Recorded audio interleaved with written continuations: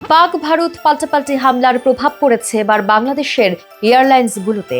চলাচলের ক্ষেত্রে এড়িয়ে যেতে হচ্ছে পাকিস্তানের আকাশ সীমা। ফলে দীর্ঘ পথ ঘুরে ফ্লাইট পরিবহন করতে হচ্ছে বিমানগুলোকে। যাত্রাপথ বাড়ার সাথে সাথে বেড়েছে উদ্বেগও। তবে পাকিস্তানের আকাশ পথ এড়িয়ে চললেও ভারতের উপর দিয়ে চলাচল স্বাভাবিক রয়েছে। বিমান বাংলাদেশ এয়ারলাইন্সের জনসংযোগ বিভাগের মহাব্যবস্থাপক ABM রওশন কবির বলেন, পাক ভারত পরিস্থিতি উদ্বেগজনক, তাই এখন আমরা পাকিস্তানের আকাশ এড়িয়ে চলছি। ভারতের ওপর দিয়ে যাওয়া এখনো স্বাভাবিক আছে, তারপরও আমরা সতর্ক নজর রাখছি।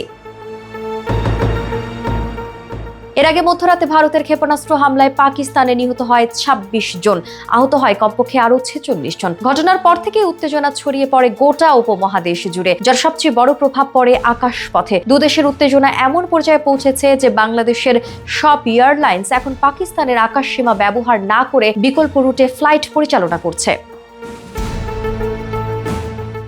বিশ্লেষকরা বলছেন, দুই দেশের মধ্যে সামরিক উত্তেজনা যদি আরও বাড়ে তাহলে পুরো দক্ষিণ এশিয়ার আকাশপথে বড় ধরনের বিঘ্ন দেখা দিতে পারে। বিশেষ করে আন্তর্জাতিক ফ্লাইটগুলো পড়তে পারে চরম সংকটে।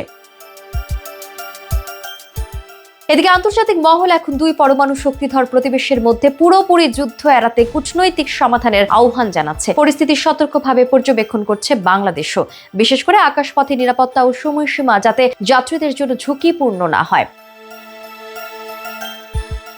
পাক ভারত সাম্প্রতিক সংঘর্ষের সূত্রপাত হয় কাশ্মীরের পেহেলগামে। সেখানে বন্দুকধারীদের হামলায় পর্যটক নিহত হওয়ার ঘটনায় পাকিস্তানকে দোষারোপ করে ভারত। তবে এই দুই অভিযোগ পুরোপুরি অস্বীকার করে পাকিস্তান।